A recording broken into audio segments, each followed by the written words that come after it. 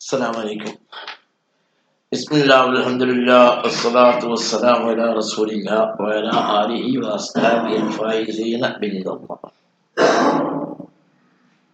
അപ്പോൾ യാത്രയുടെ പ്രാരംഭ മുറകളെ സംബന്ധിച്ചൊക്കെ ഇന്നലെ പറഞ്ഞു.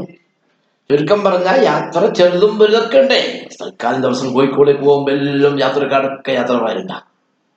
നമുക്ക് കോഴിക്കോട് ഒന്നും അങ്ങനെ അവരുടെ ഡോക്ടറെ കാണിക്കാൻ പോകുന്ന ആടിപ്പം ആരോട് അപ്പോൾ ഗൾഫിലൊക്കെ പോകുന്ന സുദീർഘ യാത്രയൊക്കെ പോകുമ്പോൾ തലേ ദിവസം 1-2 ദിവസം ബൈക്കിൽ കാണുന്ന വയസ്സൊന്നും വെള്ളക്കൊന്ന് യാത്ര പറയരുത്. ചില ആൾ ഒരു പറയും പോയതറിയില്ല. ചില ആൾ വല്ല മുതുകായിട്ട് വന്നേക്കാം ഒരു നാട്ടിലുണ്ടോ ഇല്ലെന്ന് അറിയില്ല. പോയാ അല്ല ഇന്നലെ രാത്രി എൻ്റെ മണ്ടൊക്കെ ഉണ്ടായിട്ട് നിസ്കരിക്കാൻ ഉണ്ടായിട്ട് ഒരു വാക്ക് പറഞ്ഞു. ആ സ്വഭാവം നന്നല്ല, അതൊന്നും നല്ലതല്ല. ആരെ ഏത് മുക്തിയിലാ ജിപ്പ് എന്ന് പറയാൻ സാധ്യല്ല. ഏത് ജിപ്പിയിലാ മുത്ത് എന്ന് പറയാൻ സാധ്യല്ല. അപ്പൊ യാത്ര ദുബൈയിലും അബുദാബി 2 കൊല്ലം 1 കൊല്ലം 6 മാസം യാത്രക്കെല്ലാം പോകുമ്പോൾ തലേ ദിവസം പള്ളിയിൽ പോയാൽ കാണുന്ന അസ്സലാമലൈക്കും അപ്പൊ നാളെ പോകുന്ന ദ്വേർക്കണം ഒരു മരിച്ചു പോയെങ്കിലും എന്നുണ്ടെങ്കിൽ പൊരുത്തപ്പെടണേ. എത്ര ഗീബത്ത് നമ്മൾ പറഞ്ഞിട്ടുണ്ടാവും. എത്രയോ ഗീബത്ത് നമീമത്ത് പറയാത്ത ആൾ ഇന്ന് വളരെ കുറവല്ലേ. അപ്പൊ കേൾക്കാൻ നാളെ പോവാണ് നമ്മളെ പറഞ്ഞത് പൊരുത്തപ്പെടാം, ദ്വേർക്കണം. ഇൻഷാ അല്ലാഹ്. എത്ര ആളുകൾ പോയിട്ട് മടങ്ങി വന്നോ? മയ്യത്തായിട്ടല്ലേ ഗൾഫിൽ നിന്ന് കൊണ്ടുവരുന്നത്. വരുമ്പോഴേക്ക് നമ്മൾ ഈ കണ്ണപ്പുറത്തെ പുറക്കാരനെ കണ്ടോ? അത് ഒരു ചില പ്രത്യേക സ്വഭാവങ്ങളായി മാറിയിരിക്കുന്നത്. ജവാൻ പരിപാടി ഗുണമായിട്ട് പറയും ഒരു നാട്ടിലുള്ളതും ഇല്ലാത്ത അറിയില്ല. പോയ അങ്ങനെ ഇന്നലെ പള്ളി ഉണ്ടെങ്കിലും അങ്ങനെയല്ല പറയുന്നുണ്ട്. അങ്ങനെ യാത്രക്ക് മുമ്പായിട്ട് കുറച്ച് സുദീർഘ യാത്ര ചെയ്താൽ മംഗലാപുരത്തേക്ക് ഡോക്ടറെ കാണിക്കാൻ പോകുമ്പോൾ അങ്ങനെ പറയാൻ കഴിഞ്ഞില്ലല്ലോ. അപ്പം ഗൾഫിലും ഖത്തറിലും ദുബൈയിലൊക്കെ പോകുന്ന അവസരത്തിൽ അടുത്ത ആ മനുഷ്യന്റെ ബന്ധം പോലെ ബന്ധമൊന്നുമില്ലാത്ത മഹല്ലിലുള്ള എല്ലാവരോടും പോയി പറയേണ്ട ആവശ്യമൊന്നുമില്ല. നമ്മൾ എപ്പോഴും പള്ളി വരെയും വിഷയം പറയും സംസാരിക്കും. പ്രത്യേകിച്ച് എന്തെങ്കിലും അനാവശ്യം പറഞ്ഞു പോകുന്ന ആളുകളോട് ആ യാത്രയൊക്കെ പറഞ്ഞ് എല്ലാം ഒരു കേട്ട് ഞാൻ പറഞ്ഞ പോലെ ഇടത്തേക്കാല് വെച്ച് യാത്രക്ക് ഇറങ്ങുമ്പോൾ ഇടത്തേക്കാല് വീട്ടിൽ നിർത്തി വെക്കലാണ് സുന്നത്ത്. ബിസ്മില്ലാഹി തവക്കൽതു അലല്ലാഹ് ലാ ഹൗല വലാ ഖുവത ഇല്ലാ ബില്ലാഹ്. അതെല്ലാം കടയിലേക്ക് ഇറങ്ങുമ്പോഴും അത് പറയാൻ നല്ലതാണ്. അതിന്റെ പിന്നിൽ ഹൈറും ബർക്കത്തുകളൊക്കെ അതിലുണ്ടാവും. അങ്ങനെ വാഹനപ്പുറത്ത് കയറിയാൽ സുബ്ഹാനല്ലദീ സഖറ ലനാ ഹാദാ വമാ കുന്നാ ലഹു മുഖ്രിനീൻ വഇന്നാ ഇലാ റബ്ബിനാ ലമുൻഖലിബൂൻ എന്നൊക്കെ ആ ദിക്ർ ചൊല്ലി വാഹനപ്പുറത്ത് പോയി യാത്ര. അപ്പൊ അങ്ങനെ യാത്ര പുറപ്പെട്ട് കഴിയുമ്പോൾ നമുക്ക് ഇനി നമ്മുടെ യാത്രന്റെ പ്രധാന ഭാഗം നിസ്കാരമാണല്ലോ. യാത്രന്റെ നിസ്കാരങ്ങൾ അതാണ് നമ്മുടെ പ്രധാന വിഷയം. അപ്പൊ യാത്രന്റെ നിസ്കാരം ഹിജ്റയുടെ 4-ാം കൊല്ലമാണ് ശരാക്കപ്പെട്ടത്. പ്രബലമായ അഭിപ്രായം. കസർ ജമ്മ് ഇതാണ് നമ്മൾ യാത്രക്കാർക്ക് എന്ന് ക്ലാസ് എടുക്കുന്നവർ പ്രത്യേകം ശ്രദ്ധിക്കാം. പെണ്ണുങ്ങൾക്കും ആവശ്യമാണ്, വിദ്യാർത്ഥികൾക്കും ആവശ്യമാണ്. പഴയ കാലത്തമാര് അബുദാബിയിലും ബർമയിലേക്ക് മാത്രമല്ല ഇപ്പൊ എപ്പോഴും കോഴിക്കോടും കൊയിലാണ്ട് മംഗലാപുരം പോകുന്നില്ല. അപ്പൊ യാത്ര 131 കിലോമീറ്റർ യാത്ര ചെയ്യാത്തവർ വളരെ കുറവാണ്. അപ്പൊ അതുപോലെ ആവശ്യമുള്ളവര് ആ നിയമം ഒന്ന് മനസ്സിലാക്കാം. ജംഅ് ഖസർ എന്നുള്ളത് 4 റക്അത്തുള്ള നിസ്കാരം 2 റക്അത്തായി നിസ്കരിക്കാൻ ശറഈൽ ഇളവുണ്ട്. അപ്പൊ ളുഹർ, അസ്ർ, ഇശ ഈ 4 നിസ്കാരത്തിനെ കസറുള്ളൂ. മഗ്‌രിബ് നിസ്കാരം കസറാക്കലില്ല. സുബഹി നിസ്കാരം 1 റക്അത്തായിട്ട് ഇങ്ങനെയൊക്കെ അബദ്ധം ചെയ്തിട്ടുണ്ട്. അതുകൊണ്ടാണ് ഇത് ഉണർത്തുന്നത്. പിന്നെ അതൊന്നും ഇപ്പൊ നീട്ടു പറയുന്ന ഭേദമല്ല, തമാശ പറയുന്ന സമയം കളയേണ്ടതല്ല. ഇശാക്കെ രാത്രി ഉസ്താദ് 2 റക്അത്ത് നിസ്കരിച്ച ശിക്ഷമാവത്തുമ്പോൾ സുബഹി 1 റക്അത്ത് നിസ്കരിച്ചു. നീ എന്താണ് 1 റക്അത്ത് നിസ്കരിച്ചേ? ഉസ്താദ് 2 നിസ്കരിച്ചേ. ഞാൻ കൊസറാക്കിയേ. കൊസറില്ല, കസറേ ഉള്ളൂ.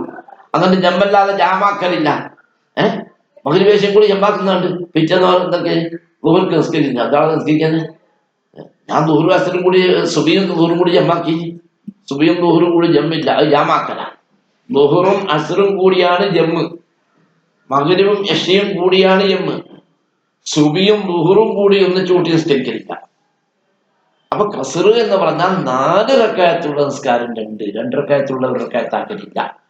അപ്പൊ ളുഹർ 4, അസ്ർ 4, ഇശ 4 ഇതാണല്ലോ. ഇത് 4ഉം യാത്രക്കാരന് 131 കിലോമീറ്റർ യാത്ര ദൂരമുള്ള ഒരാൾക്ക് ഹലാലായ യാത്ര, പ്രത്യേക ലക്ഷ്യമുള്ള യാത്ര മുസാഫിരിങ്ങൾക്ക് പറ്റില്ല. ഇതൊക്കെ പറഞ്ഞാൽ നമ്മളെ യാചിക്കാനായിട്ട് ഇങ്ങനെ പുറപ്പെടുന്ന ആൾ മലപ്പുറത്തുനിന്നേ വരുന്ന ആടുന്ന പുറപ്പെട്ട ഒരു വണ്ടി, അടുത്ത വണ്ടി, അടുത്ത വണ്ടി, അടുത്ത വണ്ടി, അടുത്ത വണ്ടി ഏതാ, ഇതിൻ്റെ അടുത്ത വണ്ടി ഏതാ, റിസീവർമാർ, പൈസ പിരിവാറ്, എത്തിങ്ങാന്റെ വരുവാണ് ഇങ്ങനെ ഏടാ പോരാ ഏടാ കച്ചവടം അവർക്ക് ലക്ഷ്യമില്ല, അവർക്ക് ജമ്മും കസറില്ല. ഇങ്ങനെ നടക്കലാണെങ്കിൽ അവർ മലപ്പുറത്തുനിന്ന് ഒരാൾ കണ്ണൂരേക്ക് തന്നെ ഇറങ്ങുന്നെങ്കിൽ ഒരിക്കലും യാത്രയായി ഉദ്ദേശിച്ചായി.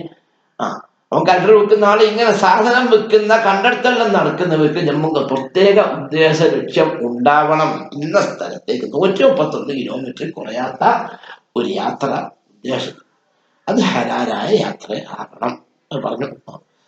അങ്ങനെ ആ ലക്ഷ്യയുള്ള യാത്ര അറിയുമ്പോഴും ഭർത്താവ് ഭാര്യയും കൂടി പോവുക, നമുക്ക് പോകാണ്ട് രാവിലെ ഒരുങ്ങിക്കേ 2 ദിവസം കഴിഞ്ഞ് തിരിച്ചു വരാൻ കഴിയും, ജോഡിയും വസ്ത്രമെല്ലാം എടുത്ത് ഓടെ ഇറങ്ങി ഏടത്തേക്കാന്നൊന്നും ചോദിച്ചിട്ടില്ല.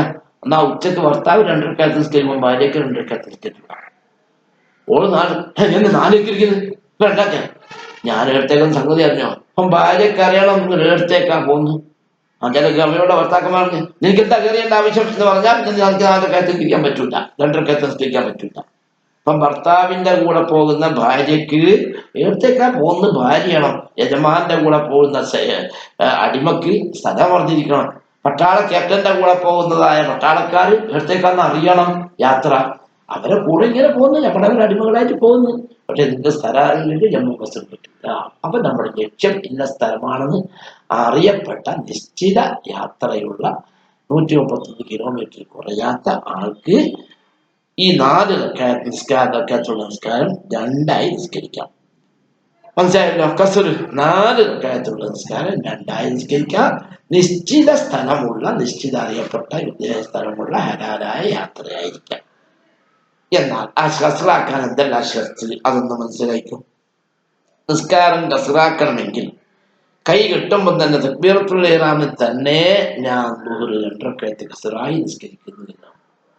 ഉസ്താദിന്റെ വഅദ് കേട്ടിനെപ്പോ ക്ലാസ് കേട്ടിനി, ബാംഗ്ലൂരിലേക്ക് പുറപ്പെട്ട് പള്ളി കയറി ദുഹറിന് 4 റക്അത്ത് നിസ്കരിക്കുന്നു. അല്ലാഹു അക്ബർ. വജ്ജഹ്തു വജ്ഹിയ എന്ന് പറയുമ്പോ അല്ല എനിക്ക് ദുഹ്ർ 2 വഴിയല്ല, അപ്പൊ ഞാൻ 2 ആക്കുന്നത് പറ്റില്ല.